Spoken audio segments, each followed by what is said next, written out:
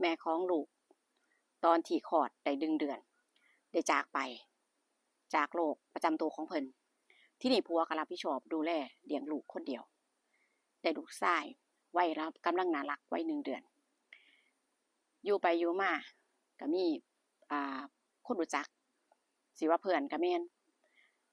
อยู่ใกล้ชิดกันก็เลยเห็นอกเห็นใจว่าเป็นคุณพ่อเลี้ยงเดี่ยวก็อยากจะมาช่วยดูแลเลี้ยงดูลูกก็เลยคันอาสามาเป็นหนึ่งในครอบครัวก็คือมาเป็นแม่ของเด็กนั่นเองเนาะพ่อก็ดีใจว่าจังใดก็เมียก็จากไปแล้วลูกก็ต้องมีชีวิตต่อครอบครัวก็ต้องอยู่ต่อคนที่อยู่ก็ต้องสู้ต่อไปเนาะพ่อก็เลยตัดสินใจเริ่มต้นใหม่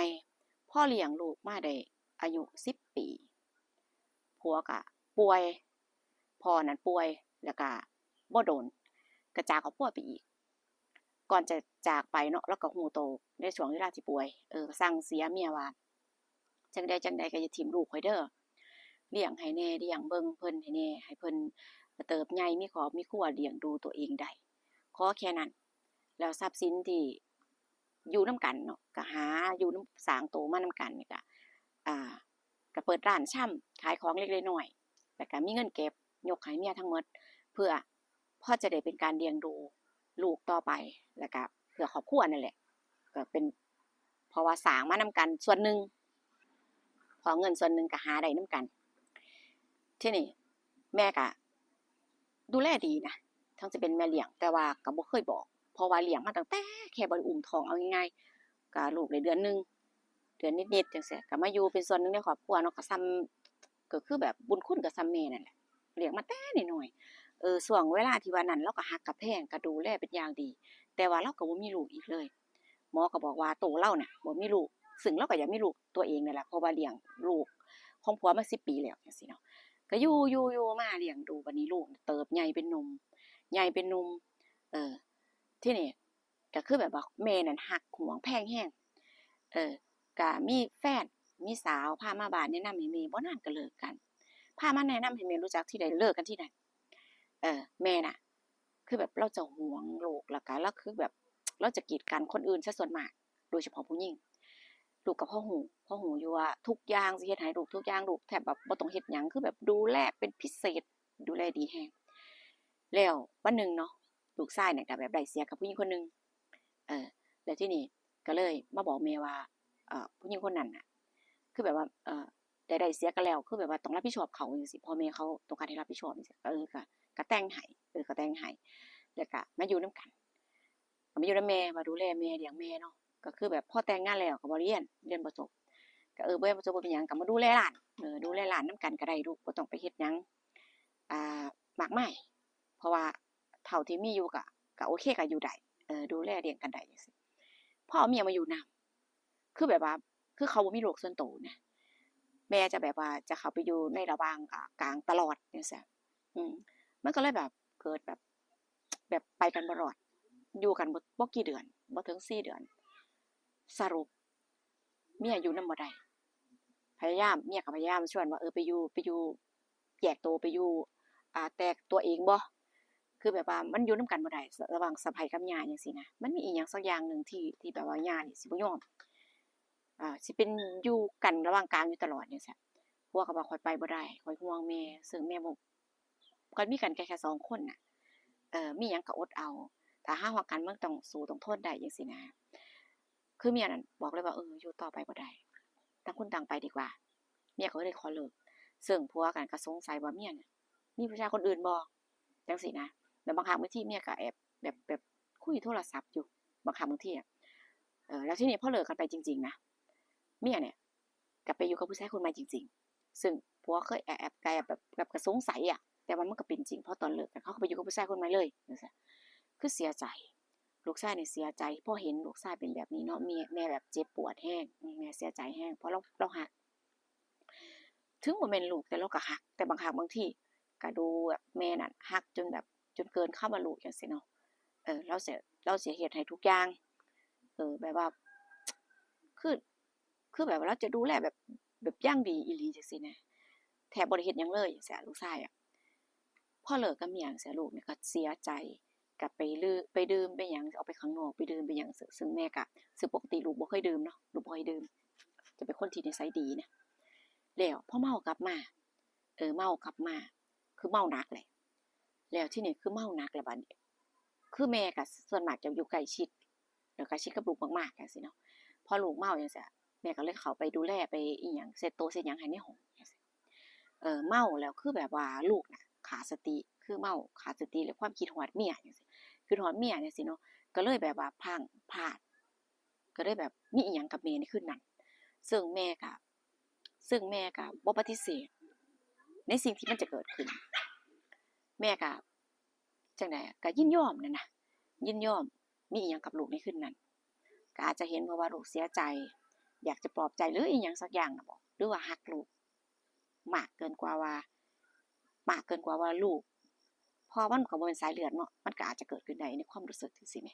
เพราะว่าเราตั้งแต่ผัวจากไปเนี่ยแม่ก็บ่เคยมีไผเลยอยู่กับลูกดูแลลูกทำหน้าที่ดีมากๆแล้วทีนี้มันเกิดความผิดพลาดระหว่างแม่ลูกจังซี่พอตื่นขึ้นมาเนาะก็ลูกชายเนี่ยจะเห็นแม่นอนอยู่ข้างๆต่างคนต่างแบบว่าบ่ได้ใส่เสื้อผ้าจังซี่เนาะคืออยู่กันแบบคือจังผัวเมียนี่ล่ะก็ตกใจเอ้าเกิดขึ้นได้จังใดจังซี่แม่มานอนอยู่ดีจังใดคืออยู่สภาพนี้เบิ่งเจ้าของกับ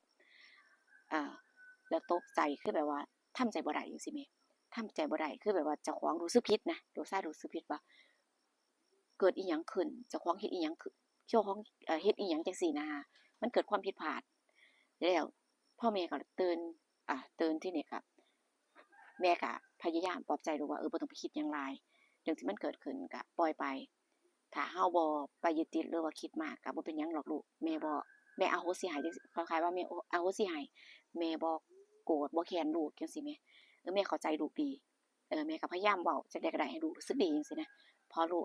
แรกๆคือลูกรู้สึกผิดจังซี่รู้สึกผิดแรงพออยู่ไปเนาะอยู่ไปอยู่นานๆคือคนแบบว่าคนมันเสียใจเนาะก็ได้แม่ปลอบใจอ่าคอยให้กำลังใจเป็นคนที่เข้าใจที่สุดแล้วเป็นคนที่รักที่สุดจังซี่นะในความรู้สึกลูกแล้ว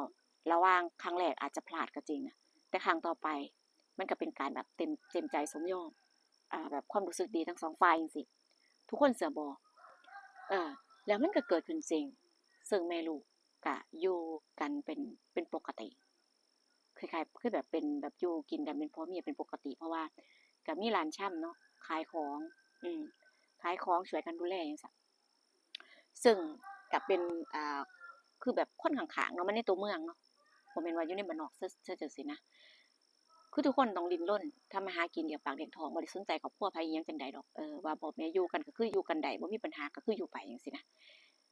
มันก็เป็นชีวิตแบบปกติอยู่กันไปอืมอยู่กันไปแล้วก็แม่ก็เข้าใจคือรักลูกจริงๆในส่วนหนึ่งส่วนลึกๆเนาะแม่อาจจะมีใจหลงรักหรือรักลูกบ่อยากให้ลูกเจ็บเจ็บแบบว่าเสียใจเจ็บปวดจังซี่นะเออก็เลยยอมอิหยังก็สร้างมันจังซี่เนาะจั่งใดก็ได้ขอให้ลูกมีความสุขขอให้ลูกยิ้มได้ขอให้ลูกอยู่ต่อไปได้จังซี่นะเพราะว่าเห็นสภาพของลูกแล้วตอนที่อกหักน่ะคือแบบคิดว่าลูกจะอยู่บ่คิดว่าจะไปบ่รอดแน่ๆในสายตาด้วยความเป็นห่วงจังซี่นะพอมันเกิดเรื่องความผิดพลาดกับแม่จังซี้ทุกอย่างก็ดูแย่จริงลูกก็รู้สึกผิดนะแต่ว่าพออยู่กันไปนานๆจังซี้ทุกอย่างมันดีขึ้นแล้วก็ดีขึ้นเรื่อยๆมีความสุขกันแต่ทั้งสองคนก็มีความสุขกันดีแล้วก็มองข้ามจุดอิหยังก็เขาเอิ้นความมืดมิดอาจความรู้สึกผิดหรือศีลธรรมคือมองหลักๆคือเป็นความเข้าใจกันมากกว่าอยู่แล้วมีความสุขต่างฝ่ายต่างดูแลกันจังซี่เนาะเขาก็เลยอยู่ได้แต่เรื่องเนี่ยผู้ก็ได้มาจาก FC นะคะเพิ่นก็เอามาแบบว่าเพิ่นว่าเป็นเรื่องของเพิ่นจริงๆนะคะอยากให้แบบว่าอยากให้พูดนำมาเล่าส่งต่อให้ FC ได้ฟังเพิ่นว่าได้ฟังแล้วเพิ่นชอบเพิ่นว่าแต่ว่าก็บ่ได้เอ่ยชื่อเสียงเรียงนามเนาะนะคะเพราะว่าก็ขออนุญาตนะคะเอาแค่เรื่องราวคร่าวๆให้พอฟังแล้วก็ให้เข้าใจกันนะคะเพิ่นก็ยืนยันว่าเป็นเรื่องจริงแต่บางส่วนผู้ก็มีการดัดแปลงนิดๆหน่อยๆนะคะมันก็อาจจะเอามาเล่าบ่ได้ก็ต้องขออภัย เจ้าของเรื่องนำเด้อค่ะเด้อนะคะ FC ที่ได้ฟังแล้วมีความคิดเห็นจังใดชอบบ่ชอบหรือว่ามีความคิดนะคะต่างคนต่างคิดเนาะก็สามารถคอมเมนต์มาพูดคุยกันได้นะคะชอบบ่ชอบจังใดหรืออยากให้ผู้ปรับเปลี่ยนปรับปรุงตรงใดก็สามารถคอมเมนต์มาพูดคุยกันได้นะคะผู้ก็อ่านทุกคอมเมนต์อาจจะบ่ได้ตอบนะคะแต่ก็ได้อ่านได้เห็นนะคะได้หลายท่านให้กำลังใจหลายๆคนบอกว่าชื่นชอบนะคะชอบในแนวทางในการเล่ากะกราบขอบคุณหลายๆนะคะสำหรับน้ำใจแล้วก็มี FC ที่ชื่นชอบอีหลีโอ้เพิ่นก็ติดตามตลอดนะคะขอบพระคุณมากๆคลิปนี้ก็ยาวไปแล้วนะคะเจอกันคลิปหน้าพี่น้องจ๋าดูว่าผู้สิมีเรื่องเล่าหยังมาเล่าให้ FC ฟังอีกนะคะสำหรับใครอยากจะแชร์เรื่องราวอยากจะเล่าประสบการณ์ตัวเองคอมเมนต์ใต้คลิปผู้ใดนะคะอนุญาตให้คอมเมนต์ได้นะคะหรืออยากจะให้ผู้นำมาแต่งเติมเล่าต่อก็สามารถทำได้ขอแค่แบบว่าบอกนะคะถึงเจตจำนงเจ้าของที่อยากสื่อถึงนะคะสามารถคอมเมนต์มาได้นะคะไม่เป็นไรเนาะขอบคุณทุกการรับชมนะคะเจอกันคลิปหน้าพี่น้องจ้าสวัสดีค่ะ